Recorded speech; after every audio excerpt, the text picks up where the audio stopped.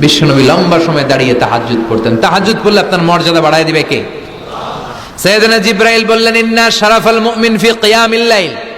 বিশ্বনবী বললেন, জিবরাইল এসে আমাকে বলে গিয়েছে মুমিনের মর্যাদা তাহাজ্জুদের নামাজের ভেতর। সুবহানাল্লাহ পড়েন। তাহাজ্জুদের নামাজ পড়লে মর্যাদা বাড়ায় দেয় কে? 2 নাম্বার কুরবাতুন ইলাল্লাহ, তাহাজ্জুদের নামাজ পড়লে আল্লাহর সাথে নৈকট্য বাড়িয়ে দেয় কে? আল্লাহর সাথে কানেক্টিভিটি আপনার বেড়ে যাবে। আমাদের দুনিয়াতে সব জায়গায় কানেক্টিভিটি আছে, এমপির সাথে হাত আছে, চেয়ারম্যানের সাথে হাত আছে, ওই এসআই এর সাথে হাত আছে, পুলিশের আইজির সাথে হাত আছে, কিন্তু আল্লাহর সাথে হাতটা নাই। কথা কন, আসল জায়গায় কানেকশন লাগানো দরকার। চিল্লায় বলেন ঠিক কি না? এজন্য সম্পর্কটা লাগাইতে হবে কোন জায়গায়?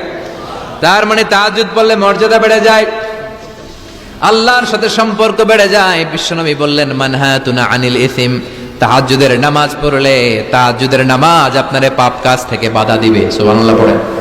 তাহাজ্জুদ যারা পড়ে এরা পাপ কাজ করে না। চিল্লায় কোন ঠিক কি না? 4 নম্বরে মুকাফফিরাতুল লিসাইয়্যাত, পাপ আর অন্যায় যদি কিছু হয়েও থাকে, তাহাজ্জুদের নামাজ পড়লে তাহাজ্জুদের নামাজ পাপগুলোরে ধুয়ে মুছে সাফ করে দেয়।